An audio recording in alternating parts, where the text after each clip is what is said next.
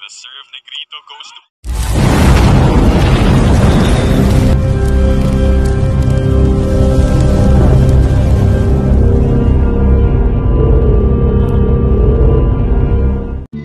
Third set update tayo mga ka-sports ng Creamline versus PLDT.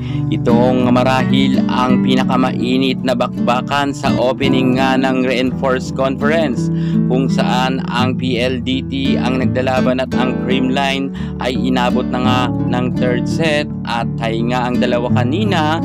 First set nanalo ang Creamline, second set nanalo ang PLDT. Pagdating naman dito sa third set ay naggitgitan nga sa labanan sa score dahil sobrang dikit talaga ang laban ng dalawang team na ito.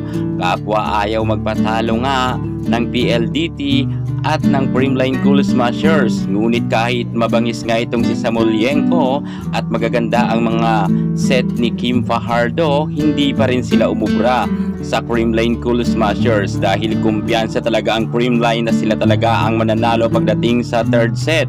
Dito ay naging mainit nga ang salpukan ng dalawang team na ito, bardagulan, hampasan, talagang patindihan nga ang kanilang floor defense at ang opensa at depensa ay gumagana sa dalawang team na ito. Wala nga talagang nagpapadaig sa PLDT at sa Creamline hanggang sa duluhan ang laban. Sobrang ganda talaga ng laban, parang nanonood na nga tayo ng finale. Si Pons ay talagang kumarga rin ng napakaraming score at hindi rin nagpapadaig.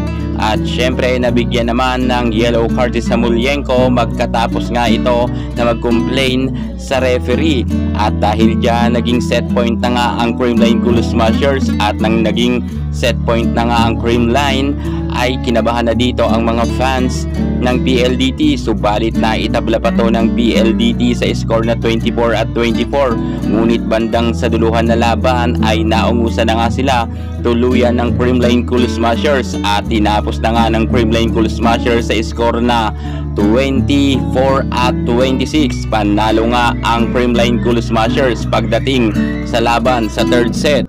Nakadalawang panalo na ang CCS samantalang isa pa lang sa PLDT. Makahabol pa kaya sila sa fourth set para maging fifth set ito or tatapusin na ng Creamline? Congratulations Creamline Cool Smashers, may dalawa na kayong panalo.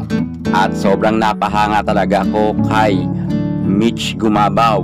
Sobrang lumabas na ang kanyang lakas ngayon matapos ngang wala si Eliza Valdez sa loob ng court at wala nga rin si Tots Carlos. Pero no problem yan dahil narito naman ang napakagaling na si Michelle Gumabaw.